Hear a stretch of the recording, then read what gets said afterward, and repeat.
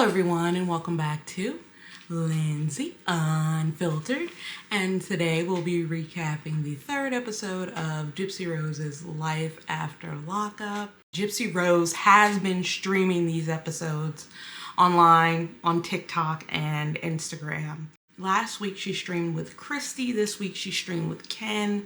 Both episodes she did have the baby with her, so over 9,000 people tuned in, sent her gifts, and watched her listen to her show.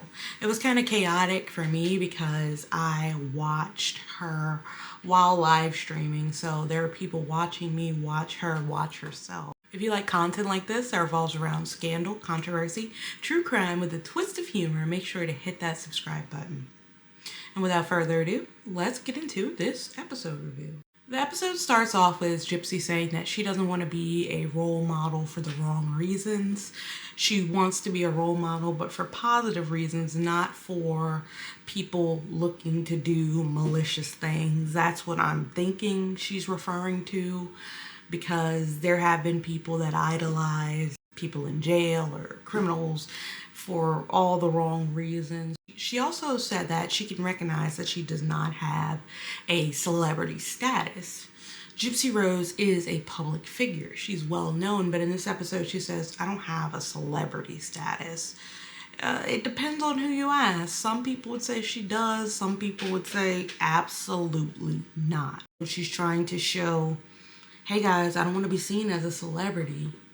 I'm just Gypsy Rose Blanchard. We find out that she and Ken are going on a trip to California. She's going to speak at San Francisco State University. They had a seminar on reintegrating back into society after you're in prison, rebuilding the negative stigma against felons or people that have been incarcerated. I think it's important to note that the negative stigma surrounding Gypsy Rose has a lot to do with how her story was portrayed to the media. That's the part that everyone's leaving out. At this conference she went to, they wanted to say that, the haters should stop hating, people should stop judging, let this person move on with their life and turn over a new leaf. They've done their time. But the thing about it is, the way her story was told to the public was false in a lot of people's opinions, including mine. So you can't gaslight the people at large and then expect them to welcome you back with open arms. That's the biggest issue. The lack of accountability, the victim blaming, the lies, the show that came out on their behalf, the act that really change the way a lot of people see her. We live in a digital media age. Kids, Gen Z, they're going to look at a TV show and believe that to be fact when the paperwork shows otherwise. Guys, you got to look at the paperwork. She also says that the better she does in life, the worse people want to see her do. I'm not too sure about that. Do I believe that everything Gypsy Rose does will be picked apart? Do I believe Gypsy Rose has been getting skull dragged from every corner of the internet? Yes. Yes, I do. And I'll touch on that a little bit later. She's talking at this conference and she's saying she wants society to open their minds a bit more and have a bit more kindness. There's only so open-minded we could be, Gypsy Rose. We read the book. We read the autopsy report. We looked at the interrogation videos. We got down to the nitty-gritty and we investigated the case. There's only so open-minded we can be on a case that is this supposedly open and shut. There's a lot of gray area in the case, and the fact that she's out and hasn't just clarified that and hasn't taken accountability for that. Books, documentaries, all of this time she has had to truly say what that relationship between her and Dee Dee was like. We still don't get that. Her experience, and we did hear this in the book, her life in prison was freer than living with her mother. If you haven't read the book, it is a difficult read. I think it's important to read it though, so you can see how this is coming in at all angles. She has good reception at San Francisco State University. A lot of young women and a few young men believe that she can truly create a new life for herself. She has a standing chanting ovation. It was as if Gypsy had founded the cure to the latest illness, the way they were chanting for her. And a lot of people just can't get in line with it because of the things she has done in her past. Immediately the backlash comes. There's backlash from people on social media, and it makes Gypsy upset. She's like, how dare these people talk about me? Newsflash, it's their job to talk about you, okay? You're a public figure. You are a hot topic. You have a very interesting case that they have spent a lot of time investigating, that they have audiences waiting to hear their opinion on. And they have content to make. And if you make content, every time you make content, that is going to be something that is going to be scrutinized to the umpteenth degree. Because as content creators, we have to work. We have to analyze. And I don't think a lot of people realize that. You see a content creator and you're thinking, oh, they're just obsessed with me. Oh, they have no life. They work extremely hard day in and day out, not only shooting, editing, investigating, reading, listening, talking, promoting their work, and trying to deal with the changing landscape of digital media. It's a lot of work. Gypsy and Ken go on this luxurious boat date, and they're noticed by people out kayaking, rowing, and Gypsy gets disgusted. She's like, I hate being recognized sometimes. I just don't want to be Gypsy. I hate being in the limelight, things of that nature, which can be understandable. We see celebrities go through this all the time.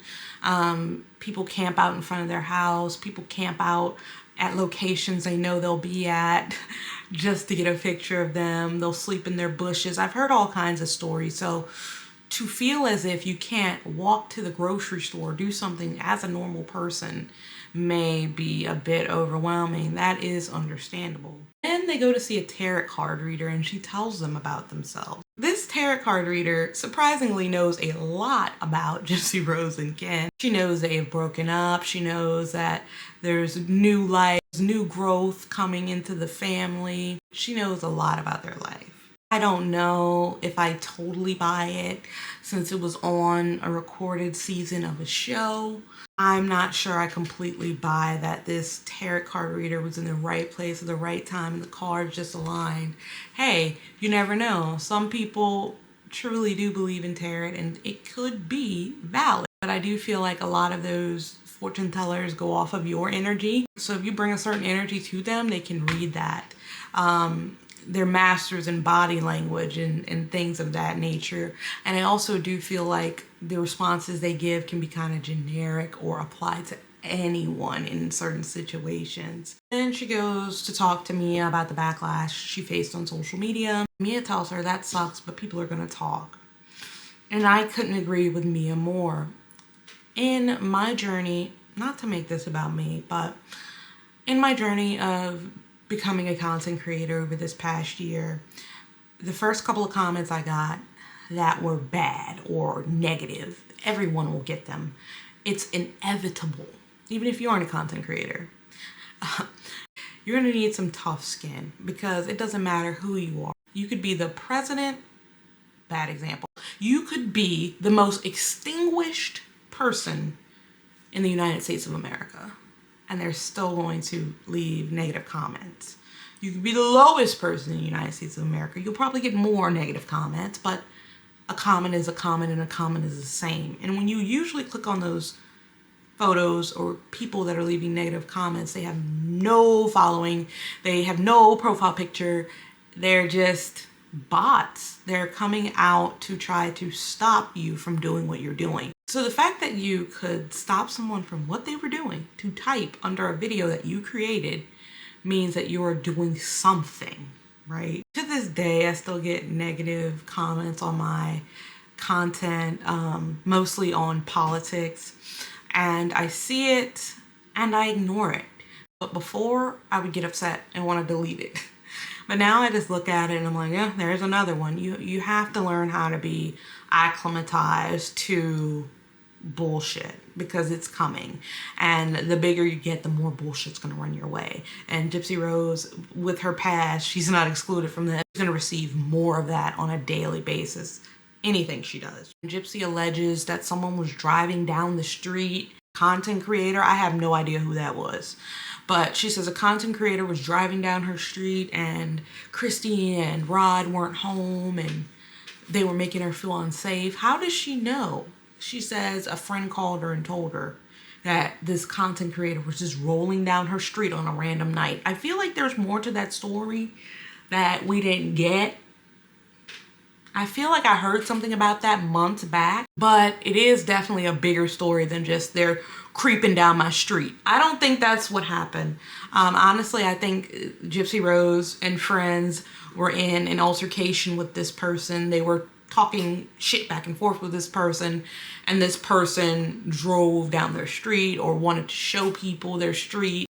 While I don't necessarily agree with driving down her street where she currently lives, I think that Gypsy got into it with someone on the internet, or some of Gypsy's cronies got into it with someone on the internet, and it resulted in that. Gypsy says she doesn't bother anyone, so why do people bother her? She's a public figure, whether we want to acknowledge that or not, with an entire reality TV show. Journalists, content creators are within full right to speak upon what they see. Freedom of the press, freedom of the media, and that's what we're doing as new age content creators. There's some investigative journalists. There's all kinds of people that look for content to report on. And also a large subsection of the people that are in this niche genuinely want answers. They genuinely feel like the story has been misrepresented from the beginning all the way till present day. They want justice for the victim. They feel like the way that everything was handled was to victimize everyone else except Gypsy Rose, knowing full and well she was complicit in this egregious crime 10 years ago. Can she move on? I'm not saying she can't, but I think the biggest part about people not leaving her alone has a lot to do with accountability, telling the truth, and moving forward in truth. Oh, goodness, I sound like Jody Hildebrandt. But that's the biggest point that we're trying to make. And me personally, I've never been someone to skulldrag her from this side of the internet to that side of the internet, up and down, diagonal. But I'm going to say something when I see something that doesn't feel right. You understand? I came in neutral. Now I feel like I'm left center because of the things that I did read, the evidence that I did uncover, and this show tries to smooth that all over in a way that just cannot be smoothed over. But we've been following Gypsy Rose for a long time, so these episodes are coming out and there's not a lot of news in them to us because we already know what she's been doing, what she's been up to. But this episode was interesting because Gypsy Rose just thinks people are going to forget about her or leave her be. And honestly, I feel like if that were to happen, she wouldn't be happy with that. So I hope you guys enjoyed this episode review with my unfiltered opinion sprinkled on the top of that thing. I'll be back next week with the next one. This has been Lindsay Unfiltered. Bye now.